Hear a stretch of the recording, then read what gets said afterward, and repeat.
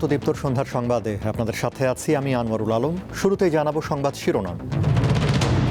9 বিশিষ্ট ব্যক্তি ও ব্যান্ড ওয়ারফেস পেল 21 পদক, রাষ্ট্রীয় সম্মাননা তুলে দিলেন প্রধানমন্ত্রী।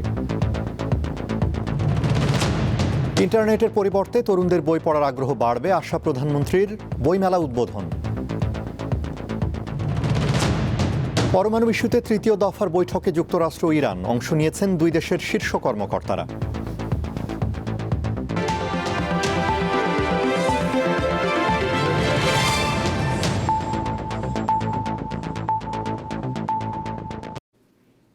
এবার বিস্তারিত। বিভিন্ন ক্ষেত্রে অবদানের স্বীকৃতি হিসেবে গুণীজনদের হাতে রাষ্ট্রীয় সম্মাননা 21 পদক তুলে দিয়েছেন প্রধানমন্ত্রী তারেক রহমান। বৃহস্পতিবার এক অনুষ্ঠানে এই সম্মাননা প্রদান করেন তিনি। দেশের 9 জন বিশিষ্ট ব্যক্তি ও একটি প্রতিষ্ঠানকে এবছর 21 পদক দেওয়া হয়েছে। ভাষা আন্দোলন, মুক্তিযুদ্ধ, শিল্পকলা, সাংবাদিকতা, সাহিত্য, শিক্ষা, অর্থনীতি সহ নানা ক্ষেত্রে গুরুত্বপূর্ণ অবদানের জন্য দেওয়া হয় 21 পদক। গত 5 ফেব্রুয়ারি 21 পদক 2026-এর জন্য মনোনীতদের নাম ঘোষণা করে সংস্কৃতি মন্ত্রণালয়। 21 পদকের জন্য মনোনীত বৃহস্পতিবার সকালে রাজধানীর ওসমানী স্মৃতি মিলনায়তনে পুরস্কার জয়ী এবং তাদের প্রতিনিধিদের হাতে পদক তুলে দেন প্রধানমন্ত্রী তারেক রহমান। চলচ্চিত্রে ফরিদ আক্তার ববিতা, চারুকলায় অধ্যাপক ডক্টর আব্দুস সাত্তার, স্থাপত্যে মেরিনা তাবাসসুম, নৃত্যে অর্থী আহমেদ, পালা গানে ইসলাম উদ্দিন পালাকার এবং ভাস্কর্যে তেজস হালদার যশ এবার 21 পদক পেয়েছেন।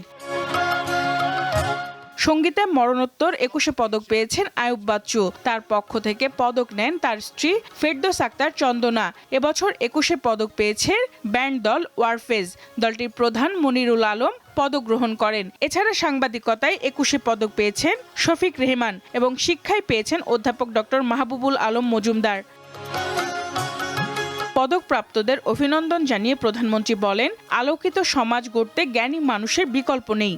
রাজনীতিবিদগণ রাষ্ট্র পরিচালনার দায়িত্বে থাকলেও একজন রাজনৈতিক কর্মী হিসাবে আমি বিশ্বাস করি জ্ঞানী গুণীজন দিক নির্দেশনার ভূমিকা পালন করে থাকেন। একটি রাষ্ট্র এবং সমাজে কৃতী মানুষদের সংখ্যা যত বেশি বাড়তে থাকবে, সমৃদ্ধি এবং নৈতিকতার মানদণ্ডে সেই সমাজ তত বেশি আলোকিত হতে থাকবে। শিক্ষা, গবেষণা, শিল্প সাহিত্যের চর্চাকে আরো বেগবান করতে সরকার সকল দায়িত্ব পালন করবে বলেও জানান প্রধানমন্ত্রী। জ্ঞানী গুণীদের কর্ম এবং কর্মময় জীবনের সঙ্গে আপামর জনগণের পরিচয় করিয়ে দেওয়া রাষ্ট্রের অন্যতম দায়িত্ব। সঞ্জিদা প্লাবনী, দীপ্ত সংবাদ, ঢাকা। প্রযুক্তির কারণে বই পাঠে তরুণ প্রজন্মের যে অনাগ্রহ তা দূর করার উপায় বের করতে সংশ্লিষ্টদের আহ্বান জানিয়েছেন প্রধানমন্ত্রী তারেক রহমান। বৃহস্পতিবার বাংলা একাডেমিতে অমর 21 বইমেলা উদ্বোধনকালে তিনি এ আহ্বান জানান। বইমেলা চলবে 15 মার্চ পর্যন্ত। প্রতিদিন দুপুর 2টা থেকে রাত 9টা পর্যন্ত খোলা থাকলেও ছুটির দিন বইমেলা খুলবে বেলা 11টায়। বহুমাত্রিক বাংলাদেশ এই প্রতিপাদ্য নিয়ে শুরু হয়েছে এবারের অমর 21 বইমেলা। বৃহস্পতিবার দুপুরে বাংলা একাডেমি প্রাঙ্গণে প্রধানমন্ত্রী তারেক রহমান মেলা উদ্বোধন করেন। পরে সহধর্মিণী জুবাইদা রহমান ও মেয়ে জাইমা রহমানকে সঙ্গে নিয়ে বিভিন্ন স্টল ঘুরে দেখেন তিনি। উদ্বোধনকালে 21 বইমেলাকে কিভাবে আন্তর্জাতিক রূপ দেয়া যায় সে বিষয়ে ভাবতে সংশ্লিষ্টদের আহ্বান জানান সরকার প্রধান। বাংলাকে জাতিসংঘের দাপ্তরিক ভাষায় রূপান্তরের জন্য কাজ শুরুর কথাও জানিয়েছেন তিনি। বাংলা ভাষা ও সাহিত্য নিশ্চয়ই একদিন বিশ্ব সাহিত্যের জগতে আলো ছড়াবে। প্রতি বছর মেলার পরিসর বাড়লেও বই পড়ার অভ্যাস বাড়ছে কিনা সেই প্রশ্নও তোলেন প্রধানমন্ত্রী। বলেন, তরুণ প্রজন্মের মধ্যে বইয়ের প্রতি আগ্রহ বাড়ানোর উপায় খুঁজে বের করতে হবে। জ্ঞান বিজ্ঞানে সব শাখায় যাতে দেশ এগিয়ে যেতে পারে, নৈতিক মানসম্মান তেমন একটি উদার গণতান্ত্রিক রাষ্ট্র ব্যবস্থা প্রতিষ্ঠার লক্ষ্যে বর্তমান গণতান্ত্রিক সরকার অবশ্যই কাজ করবে। তিনি জানান, ফ্যাসিবাদ মুক্ত বাংলাদেশে জনগণের সরাসরি ভোটে একটি গণতান্ত্রিক সরকার যাত্রা শুরু করেছে। বইমেলা নিয়ে সরকারের পক্ষ থেকে যথাযথ সহযোগিতা করার কথাও জানিয়েছেন প্রধানমন্ত্রী। শিল্প সাহিত্যের চর্চাকে আরো বেগবান করতে রাষ্ট্র এবং সরকার তার দায়িত্ব অবশ্যই পালন করবে। আমি বিশ্বাস করি শিক্ষা, গবেষণা এবং শিল্প সাহিত্য চর্চাকে রাজনীতিকরণ করা কখনোই সভ্য সমাজের পরিচায়ক নয়। অমর একুশে বইমেলা চলবে 15 মার্চ পর্যন্ত। এ সময় ছুটির দিন ছাড়া প্রতিদিনই দুপুর 2টা থেকে রাত 9টা পর্যন্ত খোলা থাকবে মেলা। ছুটির দিন বইমেলা চলবে বেলা 11টা থেকে রাত 9টা পর্যন্ত। রুবায়েত হাসান, দীপ্ত সংবাদ, ঢাকা। ত্রয়োদশ জাতীয় সংসদের প্রথম মন্ত্রিসভা বৈঠক অনুষ্ঠিত হয়েছে আজ সকালে সচিবালয়ে মন্ত্রিপরিষদ সভাকক্ষে এই বৈঠক অনুষ্ঠিত হয়। এতে সভাপতিত্ব করেন প্রধানমন্ত্রী তারেক রহমান। এছাড়া সরকারের মন্ত্রী, প্রতিমন্ত্রী সহ বিভিন্ন মন্ত্রণালয় ও বিভাগের সচিবরা অংশ নেন। বৈঠকে 10,000 টাকা পর্যন্ত কৃষি ঋণ মওকুফের সিদ্ধান্ত হয়। এই সিদ্ধান্তের ফলে 1,550 কোটি টাকা মওকুফের আওতাভুক্ত হবে। এতে প্রায় 12 লাখ কৃষক লাভবান হবেন।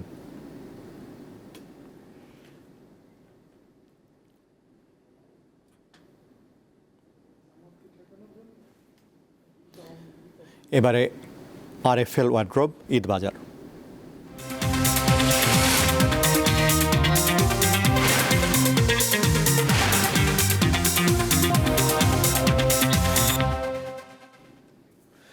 মুসলিম উম্মার সবচেয়ে বড় ধর্মীয় উৎসব ঈদ উল ফিতর। উৎসবের আবহে এখন কেনাকাটায় মত্ত রাজধানীবাসী, বিশেষ করে শৌখিন ক্রেতাদের পদচারণায় সরগরম নগরীর বসুন্ধরা সিটি। সকাল থেকে গভীর রাত পর্যন্ত বাহারি সব পোশাকের পসরা নিয়ে অপেক্ষায় বিক্রেতারা। এ অবস্থায় ক্রেতার উপস্থিতি জানান দিচ্ছে ঈদ ঘনিয়ে এসেছে। পবিত্র ঈদ উল ফিতর সামনে রেখে উৎসবে মাতোয়ারা রাজধানীবাসী। প্রায় সবখানেই কেনাকাটার ভিড় শুরু হয়ে গেছে। বিশেষ করে শৌখিন ক্রেতাদের প্রথম পছন্দ বসুন্ধরা সিটি। চিরচেনা ভিড় আর উৎসবের আমেজ মহলের প্রতিটি ফ্লোরে। এবারের ঈদে তরুণীদের পছন্দের তালিকায় রয়েছে বাহারি ডিজাইনের সালোয়ার কামিজ এবং ফিউশনধর্মী পোশাক। দেশি ব্র্যান্ডের পাশাপাশি বিদেশি নজরকাড়া কালেকশনে ঠাসা দোকানগুলো। পুরুষদের পছন্দের শীর্ষে লিলেন ও সুতির আরামদায়ক পাঞ্জাবি। শিশুদের পোশাকের দোকানেও ভিড় চোখে পড়ার মতো। রকমারি সব শাড়িও বিক্রি হচ্ছে সমান তালে। রাজনৈতিক অস্থিরতা ছিল, এবার একটু পরিবেশ শান্ত আছে, তাই কেনাকাটাটা একটু আগেই হচ্ছে। দাম তুলনামূলক মনে হচ্ছে একটু বেশি, বাট দোকানদাররা যদি একটু কনসিডার করে দেন আমরা আমাদের পছন্দের জিনিসগুলো নিতে পারবো। লেজা জুতা ঘড়ি কিনবো এবারে দিবে। সুন্দর সুন্দর জিনিস এসেছে, নতুন নতুন জিনিস এসেছে, কিন্তু কিনতে যাচ্ছি যখন তখন একটু ডিফিকাল্টিস হচ্ছে। কারণ আমরা যারা মিডল ক্লাস বা আপার মিডল ক্লাস আছি তারা আসলে একটা বাজেট নিয়ে আসি। পোশাকের পাশাপাশি বিক্রি হচ্ছে কসমেটিক্স এবং জুয়েলারি। কেনাকাটার ফাঁকে খাবারের দোকানগুলোতেও ভিড় করছেন অনেকে। বেচাকেনা তো হচ্ছে, এবার দেখা যাচ্ছে যে খারাপ না, মোটামুটি হচ্ছে। ইফতারির সময় ভিড় হয়। আমাদের কালেকশনও প্রতিদিনই আসতেছে, নতুন নতুন প্রোডাক্ট আসতেছে। আশা করি সামনে আরো কাস্টমার আসবে। এখন পর্যন্ত মোটামুটি আলহামদুলিল্লাহ ভালো আছে। আগামী দিনও ইনশাল্লাহ আশা করতেছি ভালো হবে। কালার ম্যাচিং এর জন্য আপনার এই জুয়েলারিটা ফলো হয়। সো আমাদের আসলে ইমিটেশন যাবে হয়তো 14 থেকে 15 রমজানের পরে একটু ভরপুর হবে। প্রায় সব শ্রেণীর মানুষের পদচারণায় মুখরিত বসুন্ধরা সিটি। কেনাকাটার এই ব্যস্ততা জানান দিচ্ছে ঈদ মানেই আনন্দ, আর সেই আনন্দের বড় একটি অংশ প্রিয়জনের জন্য নতুন পোশাক। হেদায়েতুল্লাহ সীমান্ত, দীপ্ত সংবাদ, ঢাকা। নরসিংদীর মাধবদী উপজেলায় 15 বছর বয়সী এক কিশোরীকে তার সৎ বাবার কাছ থেকে ছিনিয়ে নিয়ে হত্যা করা হয়েছে বলে অভিযোগ উঠেছে। পরিবার বলছে 15 দিন আগে ওই মেয়েটিকে ধর্ষণ করা হয়েছিল। বৃহস্পতিবার সকালে মাধবদী থানার কোতালিরচর দড়িকান্দি এলাকার একটি সরিষা ক্ষেত থেকে ওই কিশোরীর মরদেহ উদ্ধার করা হয়। এ খবর জানিয়েছেন নরসিংদীর অতিরিক্ত পুলিশ সুপার সুজন চন্দ্র সরকার। মৃত 15 বছর বয়সী কিশোরী মাধবদীর বিলপাড় এলাকায় পরিবারের সঙ্গে ভাড়া বাসায় থাকত। মেয়েটির স্বজনদের অভিযোগ, গত 15 দিন আগে স্থানীয় বখাটে নুরার নেতৃত্বে 5 থেকে 6 জনের একটি দল কর্মস্থল থেকে বাড়ি ফেরার পথে মেয়েটিকে তুলে নিয়ে ধর্ষণ করে। বিষয়টি স্থানীয়ভাবে মহিষাসুরা ইউনিয়ন পরিষদের সদস্য আহমদের নেতৃত্বে মীমাংসা করা হয়। বুধবার বিকালে মেয়েকে খালার বাড়িতে রাখতে যাচ্ছিলেন তার বাবা। পথে বড়ইতলা এলাকায় নুরার নেতৃত্বে 5 জন মিলে তার কাছ থেকে মেয়েকে ছিনিয়ে নিয়ে যায়। এরপর আজ বৃহস্পতিবার তার লাশ পাওয়া গেল। বরিশালে জেলা আইনজীবী সমিতির সভাপতি অ্যাডভোকেট সাদিকুর রহমান লিংকনকে গ্রেফতারের প্রতিবাদ ও মুক্তির দাবিতে আদালত বর্জন করেছেন বিএনপিপন্থী আইনজীবীরা। সকাল থেকে বরিশাল জেলা ও দায়রা জজ আদালত প্রাঙ্গণে বিক্ষোভ মিছিল সমাবেশ করেন তারা। এ সময় আইনজীবী ভবন তালাবদ্ধ সহ ওকালতনামা বিক্রিও বন্ধ রাখা হয়। এমন কর্মসূচিতে দুর্ভোগে পড়েন বিচারপ্রার্থীরা। আন্দোলনকারীরা জানান, মামলা প্রত্যাহার ও সভাপতির মুক্তি না দেয়া পর্যন্ত তাদের আন্দোলন চলবে।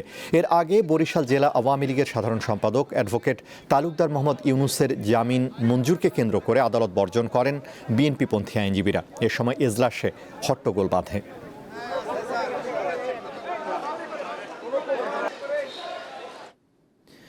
বরেন্দ্র অঞ্চল হিসেবে পরিচিত নওগাঁ, প্রতি বছর এই এলাকায় গড়ে উঠছে নতুন আম বাগান। ধান চাষের পাশাপাশি আম চাষেও বিপ্লব ঘটছে নওগাঁতে। বাগানে এখন দেখা মিলছে সোনা রঙের আমের মুকুল, যার গন্ধ ছড়াচ্ছে চারপাশে। এঁটেল মাটি হওয়ায় নওগাঁয় আমের স্বাদ বেশি। এতে রাজধানী সহ দেশের বিভিন্ন অঞ্চলে নওগাঁর আমের চাহিদা বেড়েছে। বর্তমানে সবুজ পাতার ফাঁকে দেখা মিলেছে আমের মুকুল, আর মুকুলের যত্ন নিতে ব্যস্ত আম চাষিরা। আম্রপালি হাইব্রিড যে আমগুলো, সেগুলো বিঘায় 15 থেকে 20 মণ হারে হয় এবং এগুলোর দামও আমরা অনেক বেশি পাই। এখানে পাইকারি কোনো বাজার নেই, আমরা উচিত মূল্যটা পাই না। বাজার আমরা আমাদের কাছ থেকে 25 টাকা 30 টাকা কেজি তারা কিনে নিয়ে যায় 100 টাকা কেজি আম বিক্রি করে। এখানে হিমাগার থাকতো বা আম সংরক্ষণের কোনো যদি ব্যবস্থা থাকতো, তাহলে আমরা যে কৃষকগণ আম সংরক্ষণ করে পরবর্তীতে আমরা বেশি দামে বিক্রি করতে পারতাম। নওগাঁর 11টি উপজেলা ঠাঠা বরেন্দ্রভূমি হিসেবে পরিচিত। এই অঞ্চলে পানির স্তর মাটির অনেক নিচে হওয়ায় বছরের বেশিরভাগ সময় জমি পতিত থাকে। বর্ষা মৌসুমে এ অঞ্চলে অধিকাংশ জমিতে শুধুমাত্র আমন ধান চাষ হয়। তবে ধানের চেয়ে আম চাষে লাভ বেশি হওয়ায় বাণিজ্যিক আম বাগানের সংখ্যা দিন দিন বাড়ছে। 20 মণ বিঘা বা 15 মণ বিঘার উপর ধান পায় না, এতে লাভ খুব কম হয়। এখানকার আম মিষ্টি হওয়ার কারণে, সুস্বাদু হওয়ার কারণে সারা বাংলাদেশে সাপ্লাই হচ্ছে। সরকারের কাছে দাবি আমাদের এখানে যেন আম গবেষণা কেন্দ্র করা হয়। আম উৎপাদনে আশপাশের জেলার শীর্ষে রয়েছে নওগাঁ। আবহাওয়া অনুকূলে থাকলে এবছর আম চাষের লক্ষ্যমাত্রা ছাড়িয়ে যাওয়ার আশা এই কর্মকর্তার। নওগাঁ জেলায় এবছর প্রায় 30,300 হেক্টর জমিতে আমের আবাদ হয়েছে এবং আবহাওয়া অনুকূলে থাকায় আম বোঝা যাচ্ছে যে আবার ফলন খুব ভালো হবে। তিনি জানান, চলতি মৌসুমে বাণিজ্যিকভাবে আমের বাগান বৃদ্ধি পেয়েছে 250 হেক্টর জমিতে। সাদিয়া চৌধুরী, দীপ্ত, বার্তাকক্ষ। আন্তর্জাতিক মধ্যপ্রাচ্যে চলমান উত্তেজনার মধ্যেই পরমাণু ইস্যুতে তৃতীয় দফায় বৈঠকে বসেছে যুক্তরাষ্ট্র ও ইরান।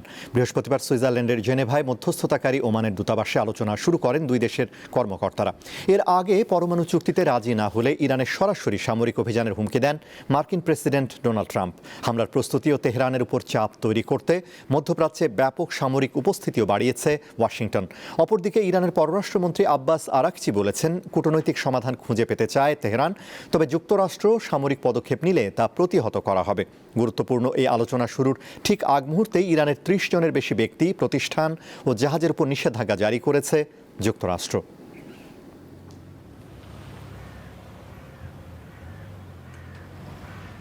শেষ করব দীপ্ত সংবাদ, তার আগে সংবাদ শিরোনামগুলো জানাবো আরও একবার।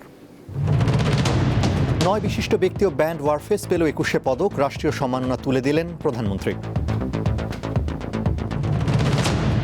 ইন্টারনেটের পরিবর্তে তরুণদের বই পড়ার আগ্রহ বাড়বে, আশা প্রধানমন্ত্রীর। বইমেলা উদ্বোধন। পরমাণু ইস্যুতে তৃতীয় দফার বৈঠকে যুক্তরাষ্ট্র ও ইরান, অংশ নিয়েছেন দুই দেশের শীর্ষ কর্মকর্তারা।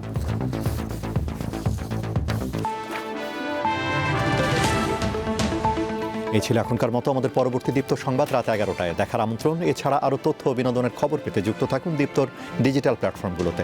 ধন্যবাদ।